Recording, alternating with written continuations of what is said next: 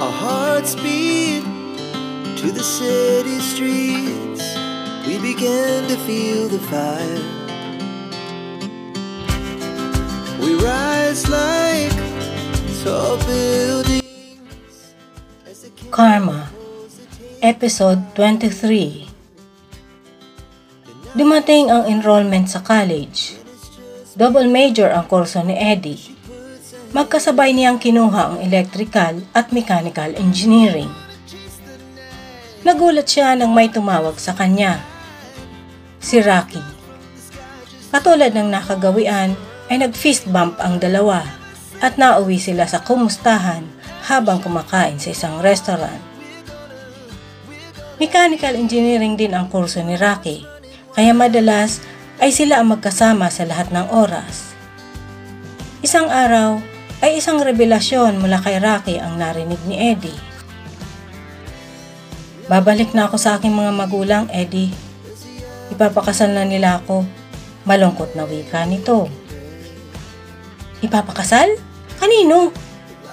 Kunot noon na tanong ni Eddie. Ang alam niya ay nasa China ang mga magulang ng dalaga at nakikitara lamang ito sa kamag-anak na ambasador na nasa bansa. Eddie, bata pa lang ako ay pinagkasundo na ako ng mga magulang ko na ipapakasal kapag dumating na ang 18th birthday ko. Akala ko nga hindi na nila itutuloy kasi tumboy nga ako.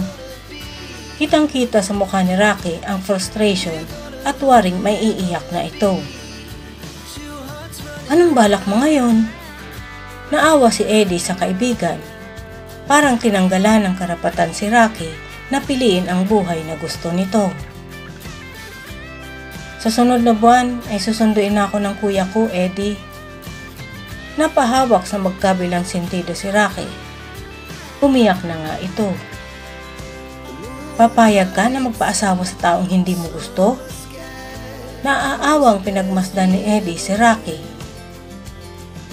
Humarap si Rocky kay Eddie. Pakiramdam niya ay pinagsakluban siya ng langit. Labag sa kanyang kalooban na iwanan ang uri ng buhay na nakasanayan na niya. At higit sa lahat ay hindi niya gusto ang mag-asawa. Eddie, alam kong pagbalik ko sa amin ay tuluyan na akong matatali sa buhay may asawa. Tulungan mo ko, saad ni Rocky. Inakbayan ni Eddie si Rocky. Tinapik-tapik ang isang balikat para iparamdam dito ang kanyang simpatya. Paano kita tutulungan? Tulungan mo akong maging babae, Eddie. Nakikiusap ang mga tingin ni Rocky kay Eddie. Kumunot ang noo ni Eddie. Anong koneksyon nito sa kasunduan ng kasal? Napayuko si Rocky. Kapag hindi na ako birhen, Eddie, aayawan na ako ng mapapangasawa ko. Mahinang wika nito. Nagulat si Eddie sa tinura ni Rocky. Anong ibig mong sabihin? Nag-angat ng tingin si Rocky at matiim na tumitig ito sa binata. Angkinin mo ako, Eddie. Kapag ipinagtapat ko sa mga magulang ng magiging asawa ko na hindi na ako birhen, ay tiyak aayawan na nila ako. Malutong na tumawa si Eddie. Nalito siya sa gustong ipagawa sa kanya ni Rocky. Pwede mo naman sabihin na hindi ka na birhen, hindi ba? Eddie, may pelvic exam akong pagdadaanan, kaya hindi ako pwedeng magsinungaling. Mahirap ba ang pinapagawa ko? Hinawakan ni Eddie ang baba ng babae. Rocky, you are lovely. Alam mo ba yon? Walang lalaki na hindi magkakagusto sa'yo. Kilala mo ko. Marunong ako makipaglaro sa mga babaeng nais makipaglaro sa akin. Pero hindi ko magagawa sa'yo yun. Napakurap si Rocky. Doon lamang niya napagmasdan ang magagandang mga mata ni Eddie. May naramdaman siyang kakaiba, pero kusa niyang ibinaba ang tingin. Eddie, ikaw ang gusto ko kasi kaibigan kita. May tiwala ako sa'yo. Napasandal sa upuan si Eddie, kasabay ng pagkamot sa ulo. Yun na nga eh, magkaibigan tayo, kaya ayoko. Sumimangot si Rocky. Kung ayaw mo, tulungan mo akong maghanap ng kayang gawin ang gusto ko. Wika nito. What? Are you out of your mind? Kunot noon na napatingin ng diretso si Eddie kay Rocky. Desperada na talaga ang kanyang kaibigan na gawin ang mga plano. Nakasimangot pa rin na tumingin si Rocky kay Eddie. Sabi ko, kung ayaw mo, tulungan mo akong maghanap ng ibang lalaki. Napatitig si Eddie sa magandang mukha ni Rocky at sa mga mapupulang labi nito. Isang malaking challenge sa kanya ang hiling ni Rocky. Tumatanggi ang isip niya na mahalikan ng ibang lalaki ang magagandang labi ni Rocky. Nausal niya ang totoong pangalan nito. Para siyang nabato-balani at kusang bumaba ang kanyang mga labi sa malambot na labi nito. Napahawak si Rocky sa batok ni Eddie. Unang beses niyang makatikim ng halik ng isang lalaki. Napakasarap pala sa pakiramdam. Pakiramdam niya ay may gustong kumawala sa ilalim ng dibdib niya. Parang ayaw niyang bumitiw at matapos ito. Naramdaman ni Eddie ang pagyakap ni Rocky sa kanya at ang pagsabay nito sa ritmo ng kanyang mga halik. Habang tumatagal ay nagiging mapusok ang mga halik niya. Nakadadarang ang bawat ungol ni Rocky sa kanyang bibig. Tumigil si Eddie. Pinigilan niya ang silakbo ng kanyang damdamin. Pareho silang naghabol ng hininga at nakatitig sa isa't isa. Rocky, hindi ka ba natatakot sa gusto mong mangyari? Hinaplos ni Rocky ang pisngi ni Eddie at mga labi. Ngayon lang niya naramdaman ang ganoong uri ng pakiramdam. Parang sasabog ang dibdib niya. Eddie, ako lang ang may pananagutan sa sarili ko. Rocky, hindi ako marunong huminto kapag nasimulan ko na. Muling sinakop ng mga labi ni Eddie ang mga labi ni Rocky. Ang nararamdaman niyang espesyal na pagtatangi sa kaibigan ay kusa nang kumawala. Sa isang iglap ay naging magkasintahan ang dalawa. Magkasabay ng pumapasok sa kolehiyo, magkasabay sa pagkain, sa pamamasyal, sa panonood ng sine, at higit sa lahat, naging sensual ang araw-araw nilang pagsasama. Hindi na ito nagagalit kay Eddie na tinatawag siyang lovely. Ang maiksing buhok ay unti-unti nang humahaba. Ang maluwang na t-shirt ay napalitan ng crop top na t-shirt. Literal na bumagay sa kanya ang pangalang lovely. At literal din ang epekto nito sa mga mata ni Eddie.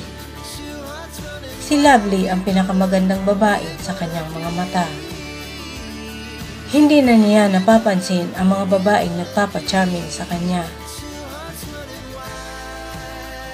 Isang araw, habang namamasyal ang dalawa sa isang shopping mall.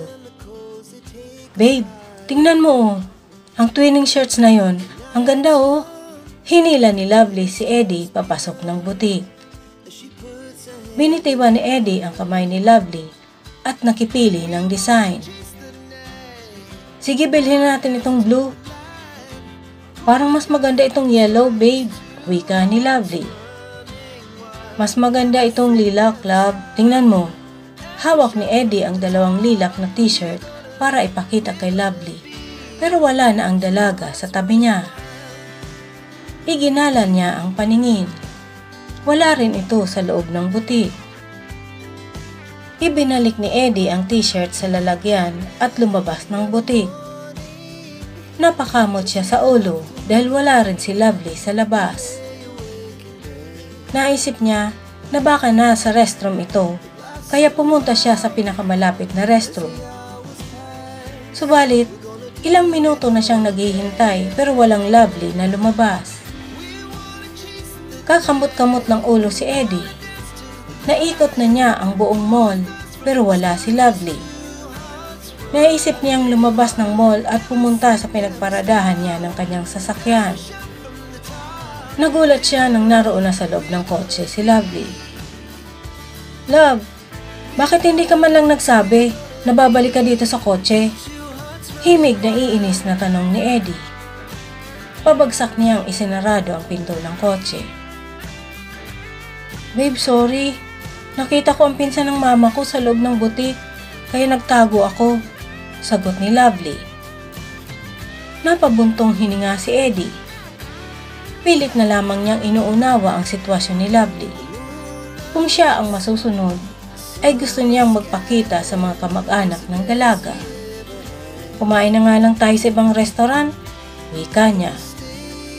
Ikinabit niya ang seatbelt at pagkatapos ang kay Lovely. Napatingin siya sa mukha ng dalaga dahil lumuluha ito. "Love, okay na. Hindi na ako galit," wika ni Eddie. Mataas kasi ang kanyang tono kanina. Pinunas ni Lovely ang tumutulong luha ng sariling kamay. "Babe, 1 week na lang ang natitira kong araw dito. Darating na ang isa kong kapatid para sunduin ako. Dalhin mo ako kahit saan. Gusto kong makasama ka bago ako umalis." Napahugot ng malalim na hininga si Eddie. Sa ilang buwan nilang relasyon ay hindi na niya kayang mawala sa kanyang paningin si Lovely. Nabuo na ang kanilang pagmamahalan sa isa't isa na pinanday ng ilang taon nilang pagiging magkaibigan. "Love, kung tayo na lang kaya magpakasal?" tanong niya. "Eddie, hindi tayo maaaring magsama. Bawal sa aming magpaasawa sa hindi kalahi. Isa pa, hindi natin mahal ang isa't isa," wika ni Lovely. Nagbaba siya ng tingin. Pinasinungalingan ng kanyang bibig ang laman ng kanyang puso. Hinabig ni Eddie ang dalaga at hinawakan ito sa baba. "Mali, love. Mahal na natin ang isa't isa. Nararamdaman ko at alam kong nararamdaman mo rin." Hinalikan ni Eddie si Lovely, isang matagal at sensual na halik. Masuyong hinaplos ni Lovely ang mukha ng binata nang humiwalay ito. Tumulo ang mga luha niya. Tama si Eddie. Ramdam niya ang pagmamahal ng lalaki sa kanya at ganoon na rin siya sa binata. "Dalhin mo ako kahit saan, Eddie. Gusto kong gawing memorable ang pagsasama natin bago ako umalis." Pagkawika ay niyakap niya ng mahigpit ang binata. Tuluyan na nga kaya magkahiwalay ang dalawa. Abangan sa susunod na kabanata.